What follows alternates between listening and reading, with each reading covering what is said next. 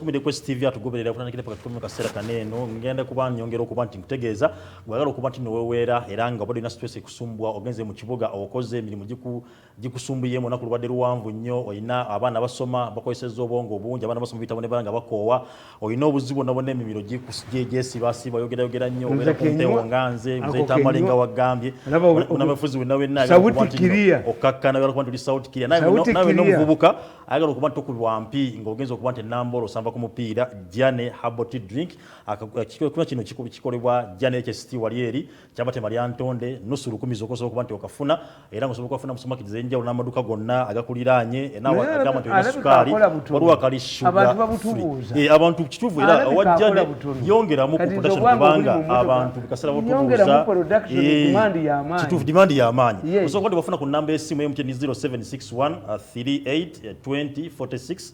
0761 oba Airtel 0705 20 8148 0705 20 8148 mwana nambe bazabe kumide Quest TV ngiro kubanti mutugoberera wamuno kubanti nyogero kubanga majukiza gaito kubanti onyirira ngokutemagana bulungi ngabwe mukasera kaneno sauni irawo makine Joel Saluni jakube kukola ko bulungi agalo kubanti obera ka baby face ngana onyirira bulunjo nga Mzee Tamale Brenda's Beauty World kwe eja kubanti butereza nebaza HM owa Nibras Secondary School wali gayaza mbala kwe muri banje mutugobe otaddeko tumbudde nkulaba era gwagala okubanti omwana wo akunguka mu dini era busiramu ne dunia Nibras Secondary School wali eri gayaza ojja kuba ekikolako bulungi Mzee Tamale tugende mu maaso nena abasajja bavuddeyo kakati twatandika negundi nani nona ajjanja bano mukwano gwo nagenze jjo ono wali wa polisi wange Kayonza Dr. Kayonza nagenze wo musajja ona ajjanja ba cancer the only problem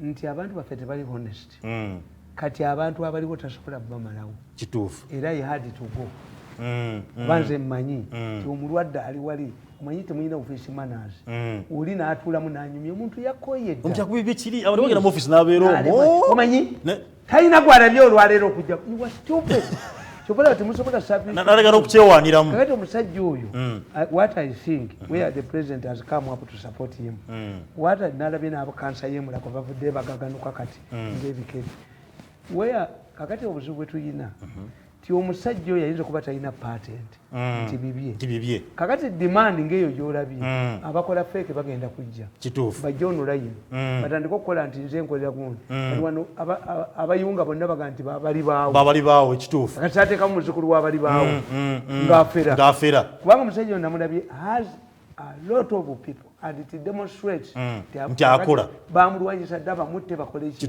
kati yali badde atwinizeeyo baddokita abalala muhabu government would have nga bwe nkugamba ti Museveni eddwaliro lyerivo wabaali mulemesa ate n'abasawo asatu be yatwala India babatraining sente bazibira n'abacuba ne bamugaana okujja kati ekyo kiri mu lubiri lwe akola ebyo yali tayinza kukkiriza kuleeta bacuba nga organic efa yes that's the problem kakati nkugamba when you analyze the situation this was a failed coup a failed coup in a different form a failed coup is followed up by a purge Nankabirwa who was given 5 billion to tackle Kadaga Beyanako yali asubira po prime minister era yakuba ebipande ewaabwe right honorable prime minister yakifuna Nankabirwa honorable Nankabirwa yes okulabye yali akulabye nabi ngamanyi prime minister akola ki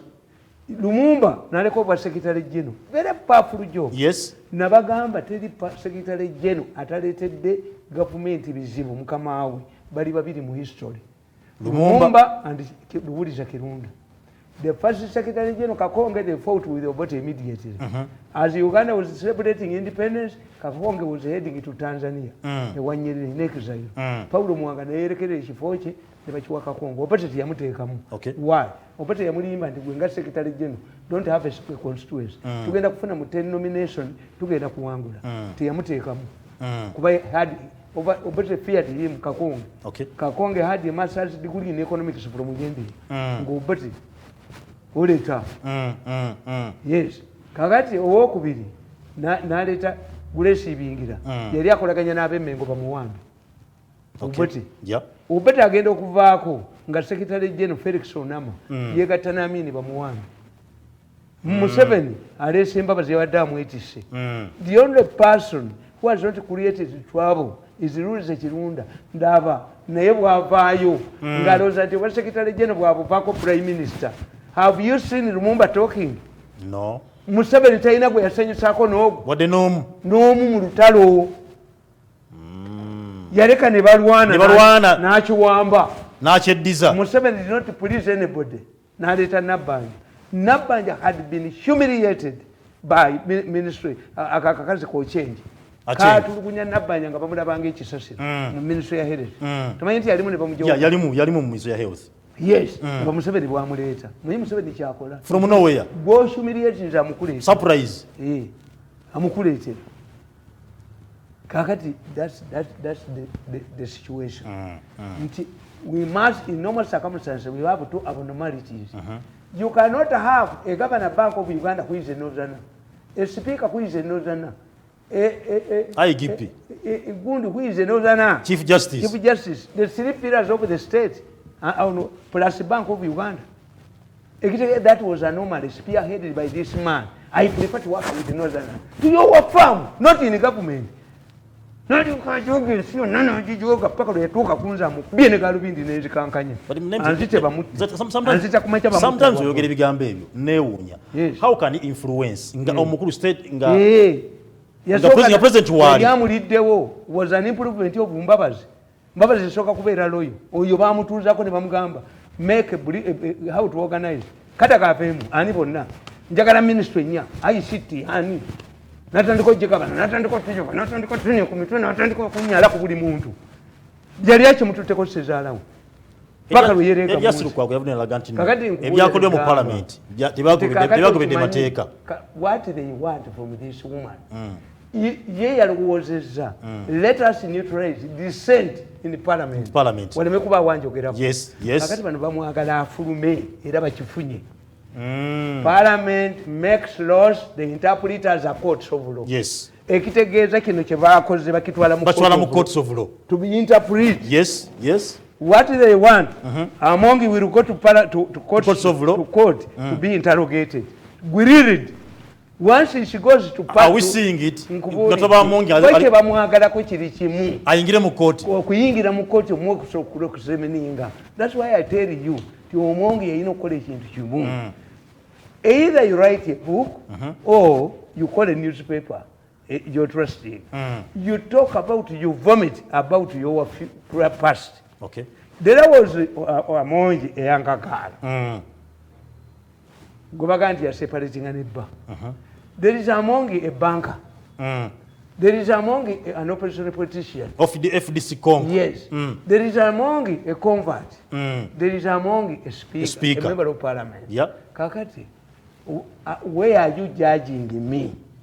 Kuba nafuko mbaka wa parliament, you examined my past. Name Peter. When I became deputy speaker, you examined my past. Name Peter.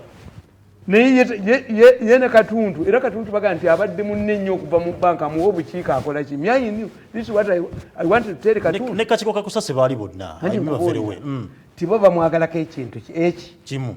The moment Among goes to parliament, to court, because the court interprets the ojukira nti kadagada yasiitana nabo abalamuzi baatandika kavuma yayisuinga ki ne bamukanga naye kavuma ali mu civil aviation but even Katulebe doesn't have a job.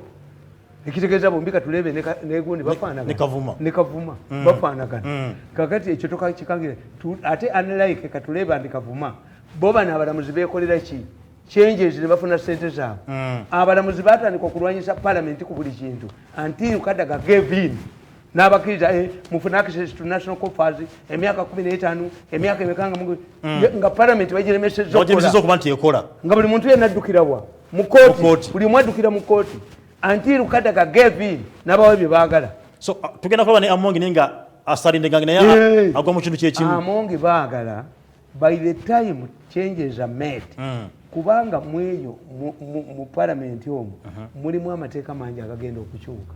Olaba baali baddukiddeyo ng'ono eyadduka e Makerere oyo taye bwe yadduka e Makerere ekizimbe ne kikwata omuliro ne bava mu document kana kasajja akafekete can you be the kaka Chinese to construct is it to construct or to arrest the arsonists this is why ever since the government failed to arrest abayo kyamasiro amasomero gakwata omuliro the moment you fail to arrest the first offender bategeera nti ekisoboka ekyo essomero ly'ebuddaani giina abaana 100 ate bwegera botonka singa bakwata kubange baali ina mukono wange yaŋŋamba nti ekkomera kisoboka ogenda n'ovaayo biggwa tebabakwata bateekawo okukwata bateekawo embwa yaabwe ne bagisuula ku jirikiti baba bikoze ne badduka mzee Tamale kakati nkubulira Amongi yalemeddwa okumanya situation okay these people nabagamba katutu namugamba timwe kyemutamanyi there is a bitter blood a brewing battle between Bobi Wine and Zake's father pumped a lot of money in no mzee Tamale kana expecting what stories what bigambo byolesha mutufu nze waliwo meeting there's a bitter obaba nabemula konsobola kubakwata sikwata meeting za nupu kankubuli is there a brawl between Zake and Bobi Wine besi yayimira mu meeting n'agamba nti wadde ensonyiwa naye emirundi enkuba gyankubyemu nenfuuka president musalako obulago nga mulaba nga kakubira eddala ofukankutwale mu oyina okulwana ennyala emekubeera president abaganda baga nti mpunda ndi kuzaayo kati waliwo obutakanya wa Bobi Wine ne Zake meeting gye sifuna mu Uganda there is bad blood brewing between Zake and Bobi Wine ngeva kuki anti nkugambye yalina okubeera leader of opposition Zake but given his condition and the way of operation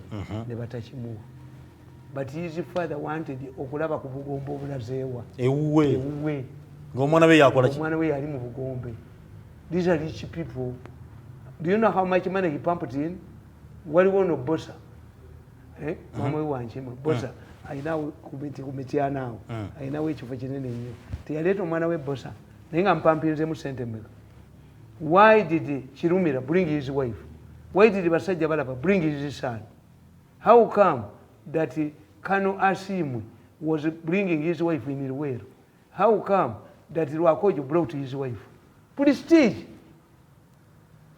in the family you have acquired the money you have acquired everything is that why we are seeing option bagete bagenda kubanti bali pressinga Zake ko bagambira bazaayo Zake the same name gye bagenda kufrontinga Zake ayagala kiri Zake botamulemeza mu kino aba ayagala kiri ziddayo kuba Zake cannot be without a job Zake has created a contradiction to solve a problem let us swap ono mpuga alagewa adeno nze mfuke leader of opposition a situation has emerged kyena kugambye titoyinza kugamba akafekete kabukedde kyekakubye nti kidandala jeyo omusango is not longer kidandala kidandala said you know the man has no academic qualifications when you withdraw does he acquire academic qualifications no it means taina NRM smart NRM guy should step in so don't taina when you get a taina did you take a court his time this was academic technical you chidandala who knows Segirinya you took him to court saying I know him he does not have academic papers akafekete obutasoma logic nekabagamba olukungana lumaze sawa 3 enteseganya najjayo kubanga onabadde atutte mu kiseera ekitekesayo by election but they don't want Segirinya relies on his income as chi Segirinya relies on his income as a member of parliament so to pressurize Museveni and the government Segirinya must maintain this title okay he must maintain the title of doing what of being an MP I know kubanga a commissioner are detained is the title that matters not Segirinya okay Segirinya minus obwa MP is 0 yes that's why you hear ex-minister Kanukakwa Raila Odinga abadde Kenya nga former prime minister akyachogera kuba talina status mu society is people like me who are happy nti Mirundi the name matters Mirundi is my father whom my children that is set a number plate Mirundi not a former ex express no tomintekako my name shines Mirundi kakati oyo that's what is in parliament. Okay. Parliament enacts laws but the courts interpret them. The moment they drag this deputy speaker to court, they are looking for her to cross-examine her. Kale, ensonga new realignment.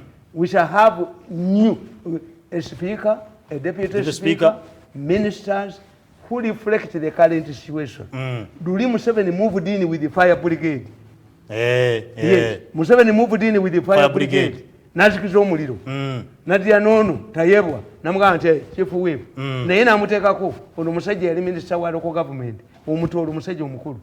Ngamutegedde ndi ono mufere taba Sudani tabawa. Emakerere ettaka alimazeewo. Kabanyolo ludda. Lyali lyekitamu. Bajjo bakwatirana ku Kabanyolo ekyo katazijja batokota. Lino eryavumanga abantu lyampumako. Asula mu kikeera asula ne mugagwe. Wagenda okuzimba kayina gwe Tango Odoyinga ninanya. Don't mention your name. Lairo la kanimpero. Ovuddeyo kubba bakubbisa bwerere Makerere. Kati okyamulya Tango Odoyinga avuma abantu. Bamukozesa. Olumalo kukozesa ne bakanyuka kujirikiti embwa ne bone badduka ne bagenda bajoge walala ne badduka. Naye abaganda bagati ayina emmere etabula gwata. Buli kwe bajoga enkya ne bakomyawo. Senda bulaba sempija bamugamba yatenteza amawako akasajja keruka yakawere dingine kati ali mu mizinga kati tubuuza ono sempija ali mu mizinga ye yatenteza amawako balwamire mabamufumula mu sente z'enzige najje wange ng'akaaba jjajja bantwala jjajja bandi bubi ne mukubira embooka ewange teyadda mulinze lulala mulinze lulala ng'akomyewo bw'otanza sula sikufaako naye nkulinda abakutwala bajja kuzza akomewo kati ali mu mizinga namulaba Kongo naye nga ye lwamira mamwali zo sente z'enzige teyali awo bagoba embwa balwamira bagula bizimbe yali mu mizinga tasobola nakuwandika baserikale basatu kalungu endereya teyinza munnanga ebintu ebyo sibibeeramu politics wekivaalu ninkutera ninkugula ninkujoga ninkugula Tamale. Politics is a partnership, mutual respect and future relationship. Politics. This was humiliation. Go waba. I must humiliate you to get this. Tamale. Government. Government yavudde ne government egenda kubateekawo company egenda kuba ekola ku masanyalaze. N'agamba nti umeme mwaka 2000 contract egenda kuba tedizibwa bujja. Era n'agamba nti bo bana bakola masanyalaze saazi n'eno.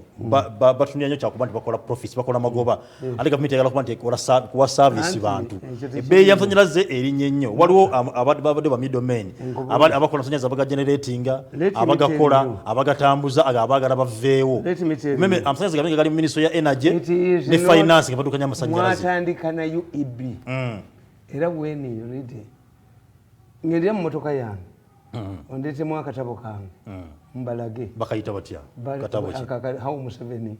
How mafia zanda mind Museveni is a policy. Okay, kabakali. Kapya kali ku umeme. You see, na wandika katabo back to the same mujini. Nti rero mwajijjawo. UTC mwajijjawo. Mubane butoda. Temuyinake muyina butoda. Kati waliwo omukyala n'abajozi aleeta basi n'abajozi yali mu ttaka yagoba abantu yaleeta mwe buli kamu naakali abatakuta n'abajozi ali buli kamu n'abajozi kakati nkubuulira n'eggamba are you going back gye twava because some of the things you are doing is that you have a new government. I don't blame you. In politics batuga nti leader must be pragmatic. Bwate singa jayo you had umeme what killed the umeme because after killing Umeme, you created a gun. UEB. Tuinawo. Anti we bagenda okwewola sente ne babagamba. Nti muyina okubeera ne distribution. Yes. Muyina okubeera yo ne manufacturer. Muyina okubeera. You must have a law. Uganda Electrification Company. Okujjako nga mugeze electricity transmission ne distribution. Okujjako nga mugeze mu parliament mukyusa etteeka. Nti man like Madivan akola amasanyalaze mbikajjo bye mumukkiriza awayalingewa provide for private people mu katundu kalimu awo baga nti ntakke alina ekyuma ky'amaanyi nnyo asobola okwakisa nateete yagula gundi y'amaanyi generator ekolera ku crude oil ate bamubawa tumuwe ekitundu kyabire nga akikola yes waliwo busimolo gundi but now kakati bakugamba nti Kaluma efulumi y'amasannyalaze leete wali agakolaki agakozesa ne Umeme yennyini ye Museveni ekimu kyayisizza Umeme mulimu abagibbira mu mbamanyi batuwe mbamanyi buli kitongole mwebali ababbiramu babigaba nadda waliwo president yavanaga nti waliwo omusannyalaze agali surplus si bano abalimu be babi waliwo Museveni tasobola kukwata ku bantu be bali mu bitongole ebyo mu buli kitongole mwebali waliwo abali mu lubiri leya yagiteekamu $400 million kitutu akyali mu gavumenti eyazibba abasajja babiri abazirya webali tebakwatibwamu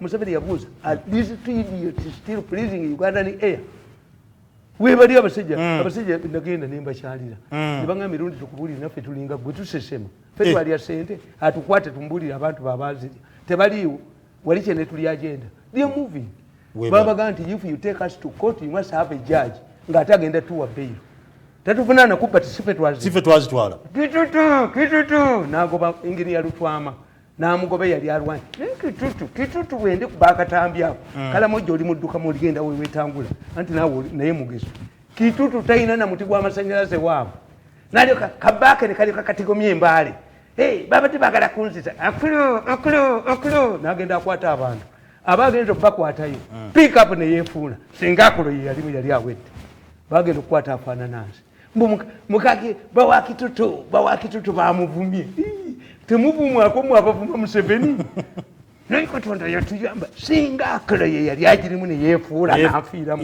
ensi yali terete akulo nenakalema bajonyeseza nnyo abantu bawa mabuuli whether the president agala amasannyalaze gadde mu ministry ya energy andi ngobwedi 50% shares gali ruddawa ne ministry finance gali ruddawa gali mu energy Umeme yali mu energy kali agabiddeyo senda wala yali mu energy bondi yali mu energy kalisa de bamumugo byabo abaana bintu yipusi wali kwetwe nekaleeta omusajja yali professor mu Victoria University nekajoina olutwe kono olutwe n'obutwe obukajagaladde ne bagoba omusajja expert kalisa ali waabo naye obwa advisor ya Buganda yangamba nange ningabwe yazira naye niye yagana obwa advisor ku energy ali waabo yeetulidde ate bubaga ye mugagga nende niwunya bana abagagga be batoosinga tumwebaza akajjale ngende mu president's office nga tumwebaze gyali sali mukubye ne mutta bibagamba okuba tibakolesa tebina kibigenda kukyusa they can bring me this book of mine the recent one nkunyonyola bulungi background y'amasannyalaze ndikunyikakana onatambula ate alimu naye ffe munnange ffe bakitaffe yawandulanga eddusu nakutuma nakuga nti bwensanga likaze nga bwensanga likaze eboka ekaaba yes kitaffe yatugambanga nti ekalagala ekalagala historical background of what wano nkubuulira umemeze contribution naye nze nkubuulira ensonga z'amasannyalaze egenda kubanga energy era nga ministry inamu 51% shares finance nga inamu minority shares abantu basobola kubanga bafuna service yes Rural Electrification Agency why Museveni can't understand the mafia yagiteekako with $400 million emiti mifu abantu bafuna amasannyalaze mu byalo nga teri wansi wa Umeme kitutu omanyi twataddewo ekibiina ky'empunu ekibiina kyaki ky'empunu empunu kyabani t-shirt bweziri ataddewo ekibiina ky'empunu empunu egenda tuyina waliwo omuntu gwe baagala empunu emukube mu kalulu empunu t-shirt bweziri ziriko embizzi ndowoozamu abasiraamu temujja kibeeramu kyava mpunu ekyo temumpita waliwo abantu gwe baagala abakitandise mu history mugendemu ng'empunu emukubye akalulu empunu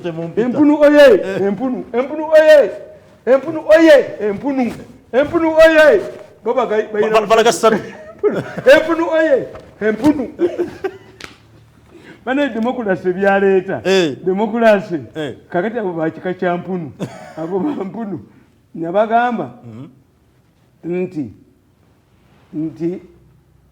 nabagamba nti changes abazungu gye baakola baakuleetera baconstructing Mulago hospital when the British were going away after 70 years ne bakola legico ne batuleetera Kyabazinga ne bali forming obwakabaka bwa Buganda adde wagoyi ne nkuwandikira wano the battle of Umeme nakugamba the battle of Umeme ne nkugamba although the key interest Britain had in the control over Uganda was the source of the Nile River. As they were preparing for the post-colonial phase, in 1954, the British government provided the funds to construct the Omni Falls Dam at Jinja as a part of the package I referred to earlier. The British had set up the Native War Memorial Stadium for Uganda and the Wankuru Stadium for Uganda in recognition of the Kingdom's contribution to the war effort.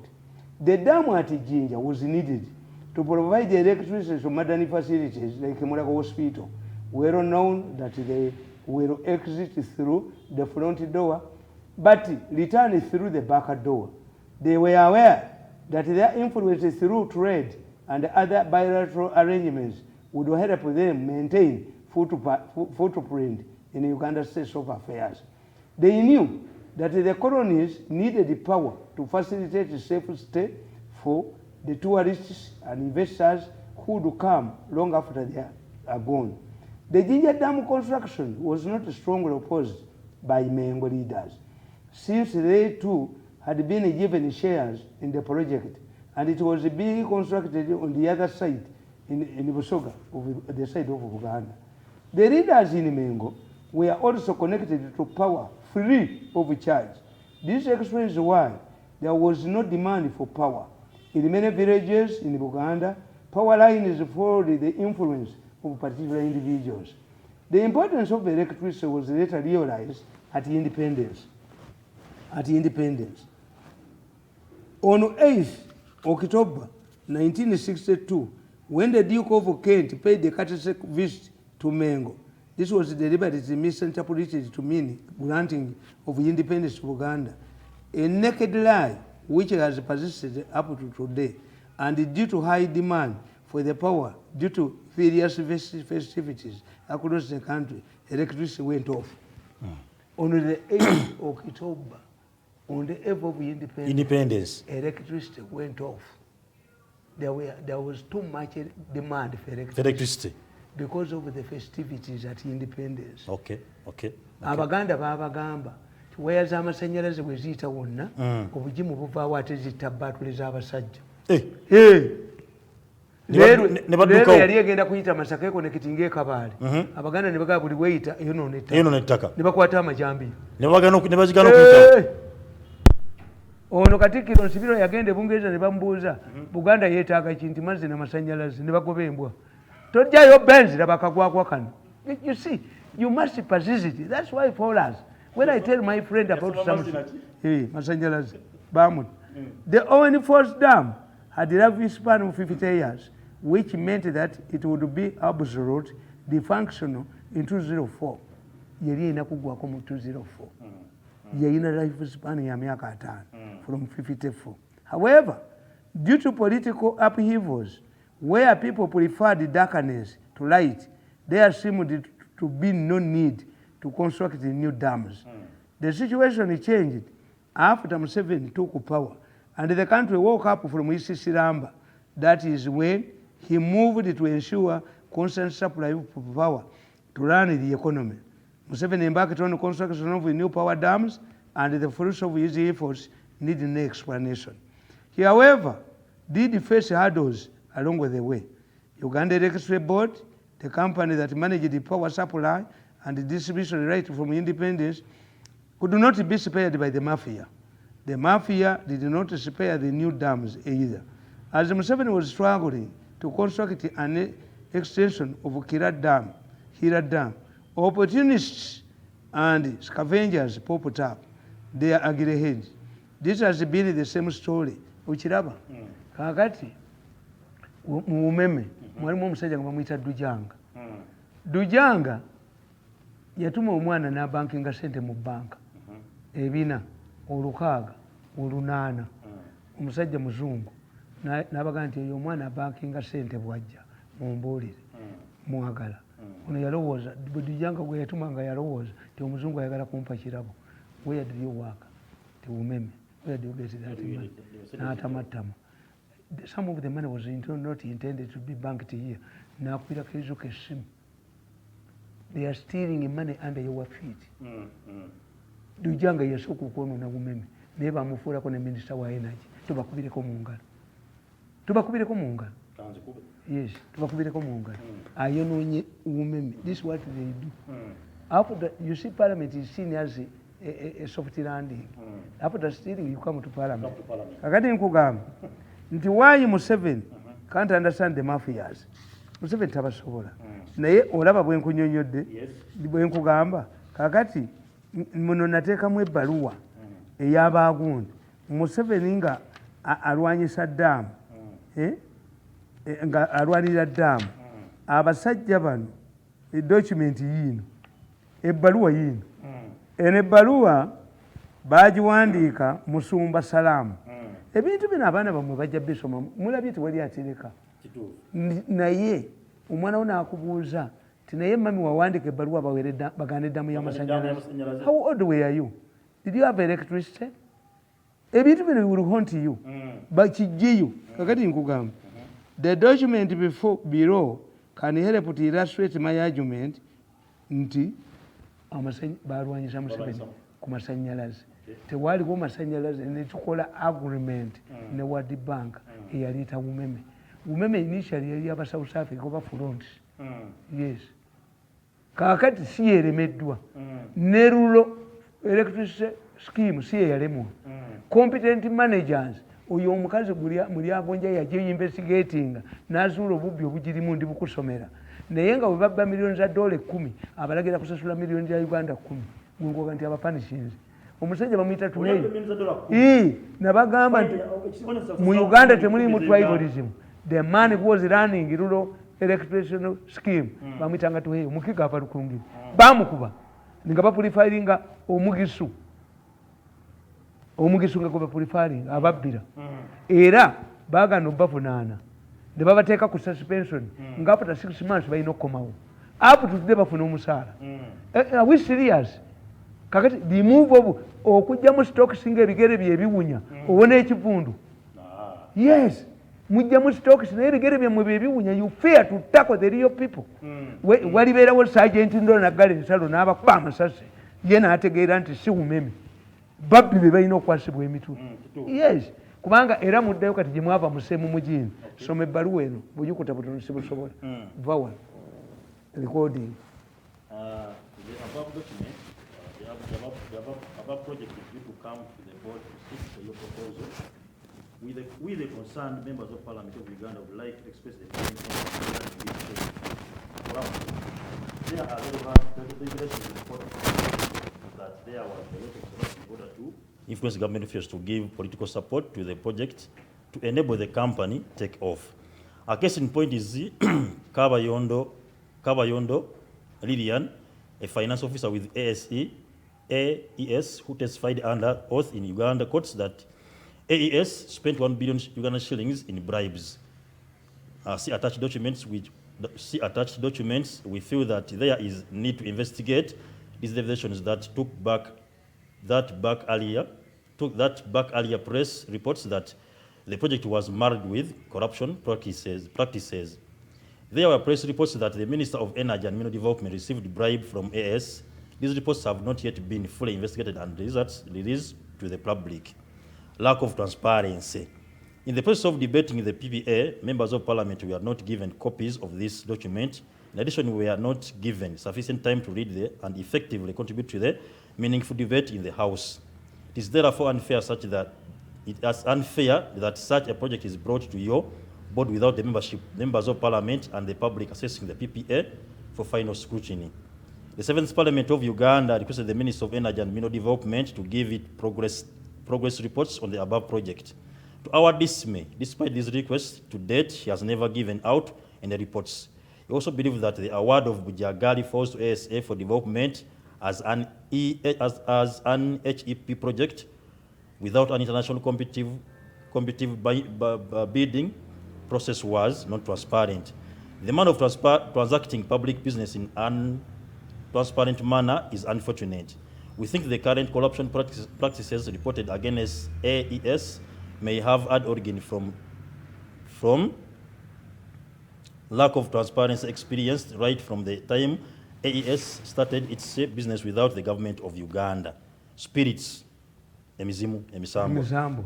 Bujagali is a cultural site for kakati wewunyanga katumba amala omuti agutidde. Byakiddugavu. Era agenda kulaba n'emiti emirala mingi. Naye gamba yingini omusalafu. Agamba yingini omusalafu mubuulire omuti. Bagumpe. Omukkiriza. Bagumpe. Omusiraamu omukkiriza n'omubulira ebyemiti. Ayya. Allah si yakukola. Kitonde kya Mungu. Bismillah nga kuvaawo. Nanga abikkirizaamu. Nanga abikkirizaamu manyi nti wano bakulimbi. Nange manyi. Nze ntunulira omusota bwenti. Ewange tebakuba misota nga sinajja. Ngutunuulira. Nengubuulira. Nti bwe muba mujjiddemu ebyokka bazzukulu mugende. Munandoosa. Ogulemerawo ngubetenta. Nemze Tamale. Siramuka. Kubanga ogulemerawo ngubetenta. Muzaka mulwaki mukanga abazzukulu mmwe. Mujjanga mugiramu ebyo. Mulose bulose. Nesagala bintu ebyo. Bwe gulemerawo nga ngubetenta. Nange toyinza kunimba nti abasafeya bakola omuti ne kutatuka basafeya ne baguleka mu okuyitira ne batandika okukola ne bagandi abasafeya nga tegwabatta bannange Katumba Wamala Abaganda nammwe mutuyiwayo nnyo ne mukkiriza amashiriki bujagaliza shiriki ne shiriki gyenzikiriza yasoma eba yasoma eri educated shiriki yasoma shiriki eyange egenda ne education toyita kuŋŋamba nti omanye Abaganda bakugamba nti bwolaba emisota egikola laavu n'ogibikkako olugoye bw'onywamu amazzi gatta obusagwa bw'omusota kakati kyembuuza alaba omusota agusangawo ng'alima kakati alima ajjiddeko essaati ye eyekko ajoze antwaza ate dasirabisi. Bujagali is a cultural site for the communities in Busoga. Consultations held with the spirits. Bujagali is a cultural site for the communities in Busoga. The consultation is held with the spirits. Omutisi gwe gwasooka omuti mwagwogedde mu palamenti yammwe loko palamenti naye Bujagali bamumanyi mu World Bank. Consultations held with the spirits on the Saturday, September 21, 2001 revealed that the spirits refused to be located to another place. Emizimu gyakola gyagano okuba tebagissengula emisambo kate gyasengukawo emisambo egyagamba tebakolawo ddamu tebagisengula. We feel this is an important factor that has to be addressed before World Bank thinks of funding this project, lest this would lead to the destruction of the cultural region of the people in Busoga region. Ba misambo ewali ba bishop AES and government has put in place special leaders who favor their own interests without following cultural procedures.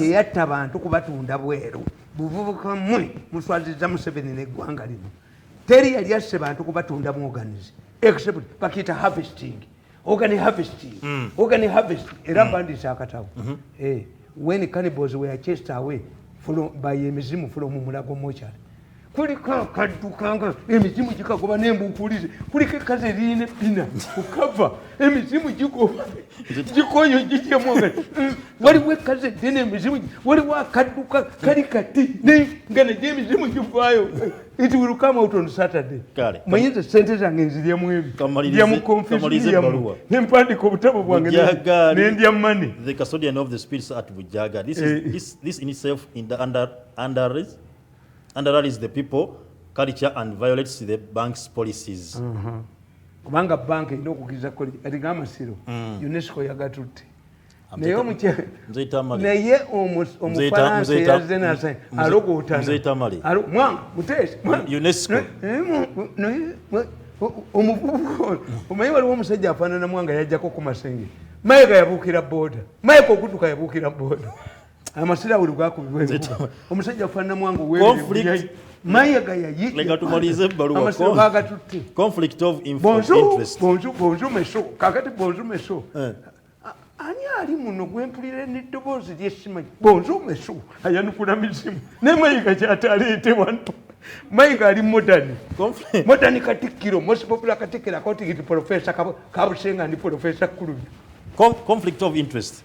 We express our concern that Director Richard Kaijuka, formerly Minister of Energy and Mineral Development in the Uganda government, was involved in the project. It is important that he disqualifies himself from the discussion of the project compensation. Despite ASE and government's earlier commitment to compensate, Kaijuka. We express our concern that Director Richard Kaijuka, formerly Minister of Energy and Mineral Development in the Ugandan government, was involved in the project. It is important that he qualifies himself from the discussion of this project compensation. Despite AES and government's earlier commitment to compensate the project affected persons for all the crops that had been evaluated, AES and government have broken the agreement by eliminating oil crops on the assessment of farms ranging from 1 to 4 months.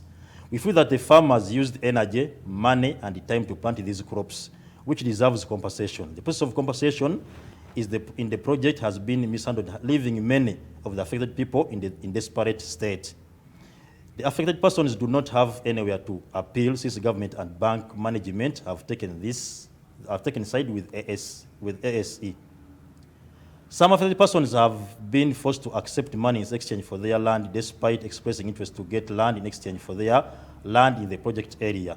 Unfortunately, the amount of money paid to these people cannot buy the same size of land elsewhere in the district. Project affected persons have not been adequately provided with legal services. All legal services provided by AES to the people were only representing interests of AES and consequently coercing the people to accept interests of AES without any question. Given the above and many other unresolved issues, we, the undersigned members of 7th Parliament of Uganda, feel that this project should not be approved by the World Bank Board of Directors until most of these issues are involved. Your sincere name signature, John Ken Luchamuzi. Abana babu bali baganti dade could you stop a gold a dam. John Ken Luchamuzi, Ekanya Joffre, Payasi Rwandori, Nsubu Gansambu, Nandala Mafabi, Dan Chiwalabye, Dr. Nawiso Frank, Salam Musumba, all executive directors, copies. All executive directors, copies to all alternative executive directors, Inspector Panel, and CAO of IFC. Yes. Kakati olutalo jerutambulira jeruvudde to reach here. Era bwe nali nkonkuludinga nabagamba first evaluate. Do we need umeme oba mwe mujijjawo mujja kufuna ndala? Kuba oyinza okugoba omukazi ow'ekitambo n'oleeta omwezi n'akutta siriimu ate ng'ekitambo baali kikutte. Yes. You must evaluate before you make a decision. Tamale bigambo bijja. Osobola omukazi w'ekitambo. Ogoba w'ekitambo. N'oleeta omwezi. N'embuzi enzirugavu. Ekitambo kikwatika. Ne siriimu tawona. Yes. Tikati nze evaluated. Decision making is a whole chapter in political science. Do you think to say I'm not going to take up that job, what did it mean? Facilities. I surrendered my passport. Nenjiba way out. Ntambule bweru kunzikyanjako. Era nabadde nzijukira ekiro. There was a time when I was on my deathbed. But I don't know how Mohozi got the information. Mandi awo yete yayogera. Naye ng'omuntu andeetedde $1 omutwalo gumu. I traced this $1 to Mohozi's office. Okay. Ekitegeeza yezimu. Kati ono aŋŋamba mbeere Newton nga ne ssente zaakutte zizize. Bangoba mu September ku Christmas Muhozi yampeereza ssente. Naŋŋamba muzeeyi bitabiriimu byaba nakalema. He invested. Ono lodi atabaaza bujoozi, yatabaaza bujoozi. Nina okubeera olugosi mwanda weyaye. My size is bigger than his testicle. I cannot fit in anybody's pants. Teri buno obwongo.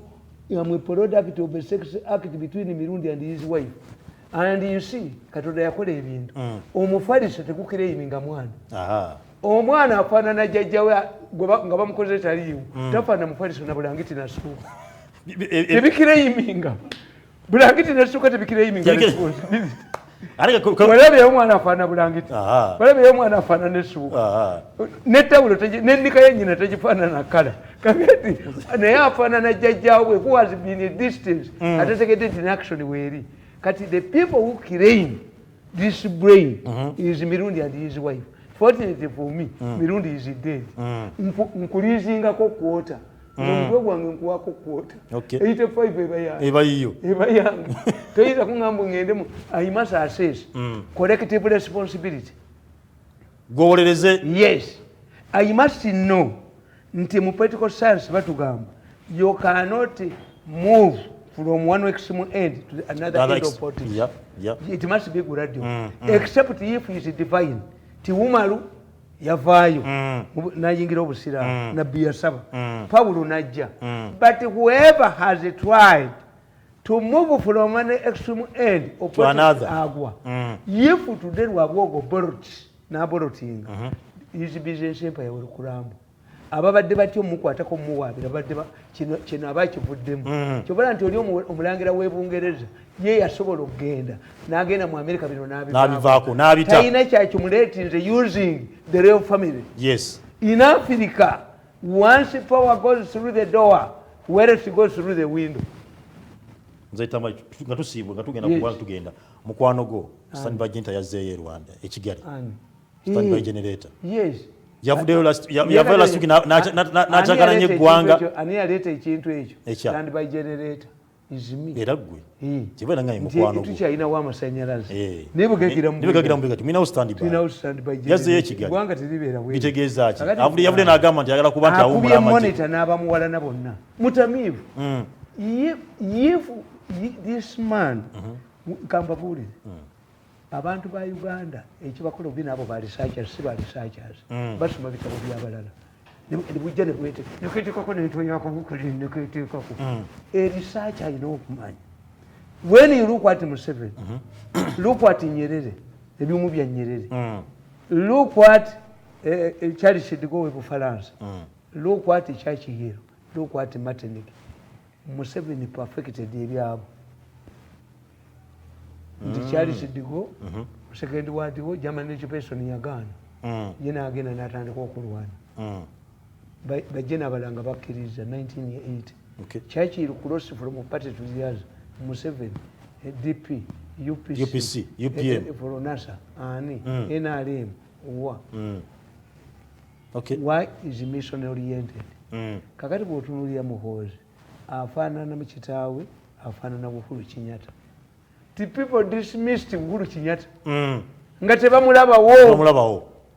And he made a surprise by making him Minister of Local Government to market himself. Local government ya Kenya yamaanyi nnyo.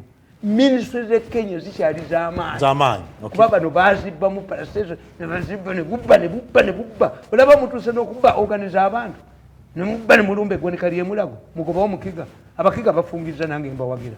Ne meeting gye mwabaddemu eggulo mukiga ngenda gimuweereza. Ngenda kubimuweereza by'omwayogera. N'emmere zonna. Tulina okubba akalenzi kano neeyo kafulumeyo.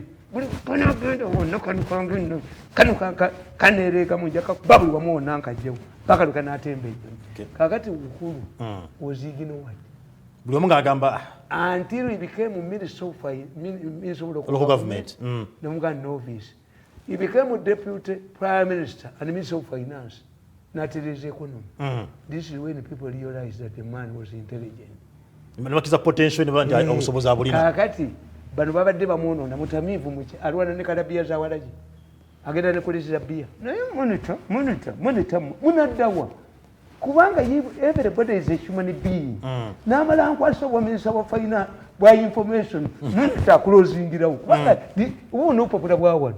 We must go back to the values of journalism.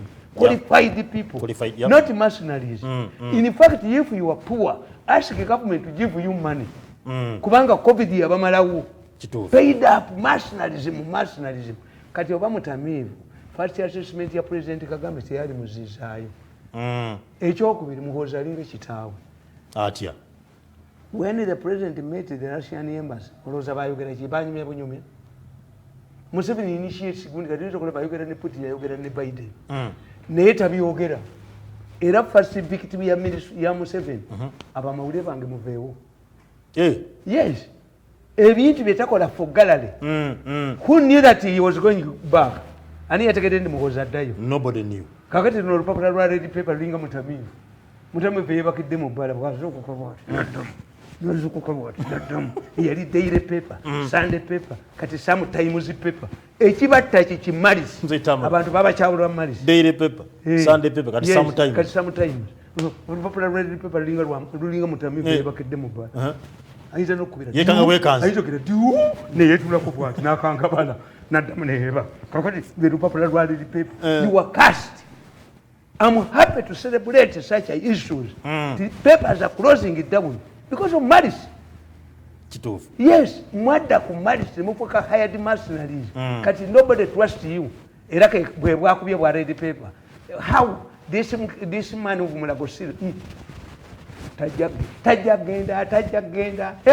tajagenda mwino obujozi tulina technology balina obujozi byabasajja balina mane bali 10 byabona nembabuza technology yokka kati eyo olibomu boti kati nabadde nkugamba nti eri kyamani weewaffe ekyotera namugamba nti gwe kisekulu ng'ogabye embuzi tompadde ku byenda ng'ogabye enkoko tompadde ku byenda nayita banne nabagamba akasajja kafa kaliisize oba kayina bidandi oba kayina biteega buli kyenkola wano kakiraba ebidandi byebiki ebidandi n'ebiteega byanjawulo ebidandi gusaze ebidandi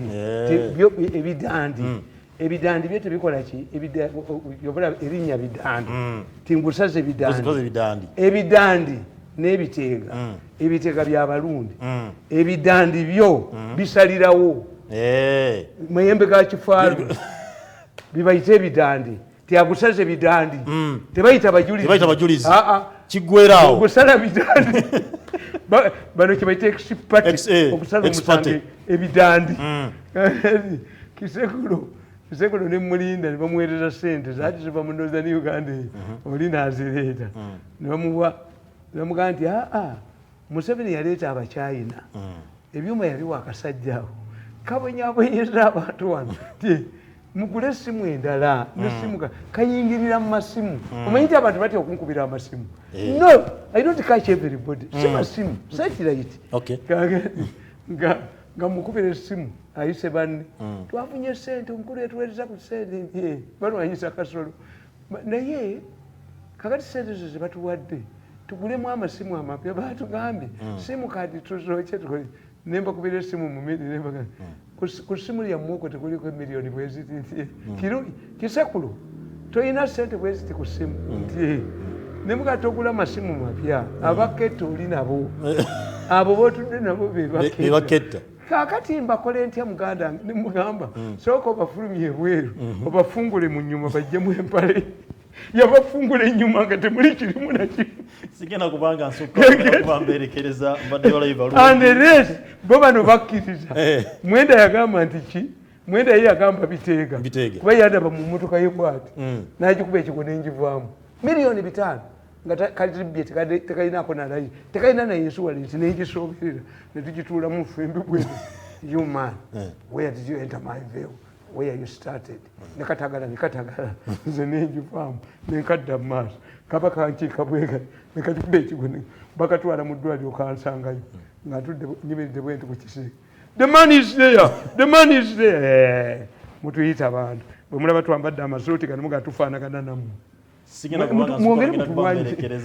ayina esiriki ze yatongoza nga yaziwa amaanyi esiriki mulimu esiriki ezigiriza ezaffe ezitatta zo za muganda wange Robert Mande owalwenzoli nkwebaza okuba nti obadde nga koliwamu ne simple mwenamba ebazokunabadde batulaba akatabo musobola okuba mu bookshop mwekali newomukyala wali kano kekali latest nakawandiika dde this book nakawandiika ikakano nakawandiika dde must have this book was authored